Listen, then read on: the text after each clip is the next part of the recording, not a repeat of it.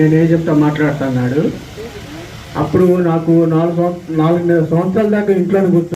అప్పుడు చెప్పామంటే నాకు ఏజెంట్ చెప్పారు, నాకు మాగా అట్లా పంపించారు. నేను దాన్ని కొట్టుగా 2 నెలల దాకా ఉన్నాను. 2 రోజుల వరకు 2 నెలలు ఉండేది.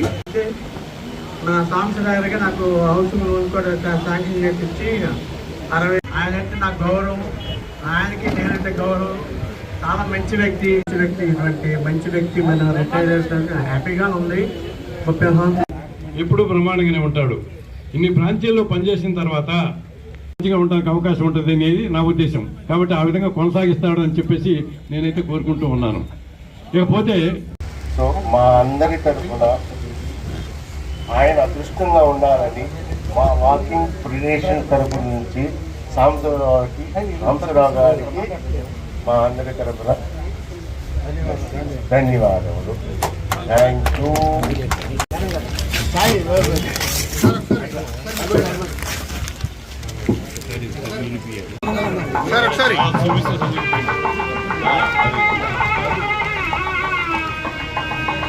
సార్, ఈరోజు పదవి విరమణ చేస్తున్న సాంబశివరావు గారికి మరో రూపాయిగా విశాల భావాలు వీక్షించగా మృదు ముద్ర హృదయ మల్లీశ్వరి గారి డాక్టర్ లక్ష్మీ ప్రసన్న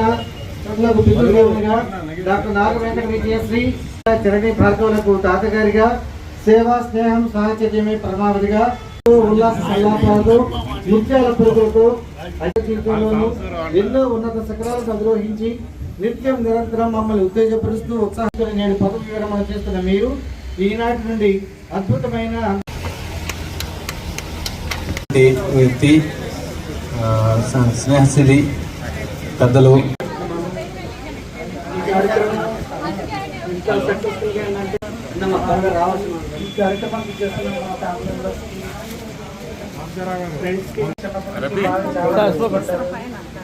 కుటుంబంలో 5 చాలా కష్టపడ్డారు. చాలా నెల నుంచి సాంబశివరావు సేవలు చేశారు. ఇక్కడ నా కోసం వచ్చినందుకు నేను ధన్యుల్ని. ముఖ్యంగా నేను బ్యాంకులో జాయిన్ అయ్యేటప్పుడు నేను పోస్టల్ డిపార్ట్మెంట్లో చేసేవాడిని.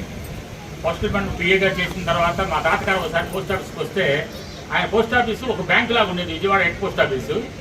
మా ఊర్లో వచ్చి మండలంలో ఆ బజార్లో కూర్చొని అరుగు మీద మా మనవడు స్టేట్ బ్యాంకులో పనిచేస్తున్నా అన్నాడు. తర్వాత వాళ్ళు వచ్చి స్టేట్ బ్యాంకులో ఉద్యోగం వచ్చి అంత కదరా అన్నారు. లేదండి నేను పోస్టల్లో చేస్తున్నాను అన్నాను. అన్న తర్వాత ఇది ఏదో రకంగా నేను ఏందా మా తాతగారు ఇలా అన్నారు మా ఊర్లో, నేను ఏం చేయాలి, నాకేమో బ్యాంకులో రాయాలంటే పరీక్షలు చాలా టఫ్. అప్పుడు తర్వాత నేను వెంటనే ఆయన తాత కోరిక నెరవేరాలని ఇమీడియట్గా పుస్తకాలు తెప్పించి test of reasoning, analogy, series, classification, ability అన్నీ ఒక 5 టైమ్స్ బుక్స్ తెప్పించి ఎగ్జామ్ ప్రిపేర్ అయ్యాను. దెన్ ఇమీడియట్గా సెలెక్ట్ అయ్యాను. సెలెక్ట్ అయిన తర్వాత పోస్టింగ్ కూడా మా ఊర్లో చేయాలని అన్నారు. కానీ నన్ను తీసుకెళ్ళి ఏదో వెస్ట్ గోదావరిలో అచ్చులు వేశారు. తర్వాత నాకు ట్రాన్స్ఫర్ వచ్చింది. మండలంలో చేశాను. మండలం చేసిన తర్వాత 1988లో ఒక స్కూటర్ కొన్నాను. కొత్త స్కూటర్ కొని మా తాతగారిని ఆ స్కూటర్ మీద ఈవినింగ్ బ్యాంక్ అయిపోయిన తర్వాత ఊర్లో తిప్పేవాడిని. ఒకవైపు ఇంకొక 2 ఇళ్ళు ఉండే మాకు, ఒకవైపు నుండి ఇంకొక వైపు తీసుకెళ్ళేవాడిని. ఆయన ఎంతో ఆనందపడేవాడు. అబ్బా మా మనవడు అదే క్యాషియర్ అయ్యాడు అని.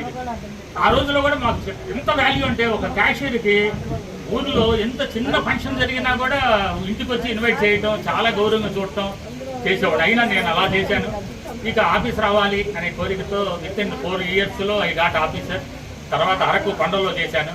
పిల్లలు అక్కడే చదివారు. అల్లూరి సీతారామరాజు స్కూల్లో చదివారు. అది సెంట్రల్ స్కూలు, మంచి స్కూల్ అది.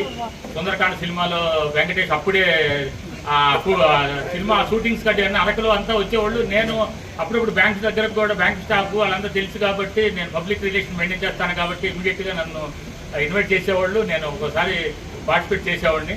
సినిమా షూటింగ్కి వాళ్ళతో కలిసి ఉండేవాడిని, కానీ ఎప్పుడు షూటింగ్ సినిమాల్లో మాత్రం నాకు ఛాన్స్ ఇవ్వలేదు. అయినా కూడా నేను వెరీ హ్యాపీ విత్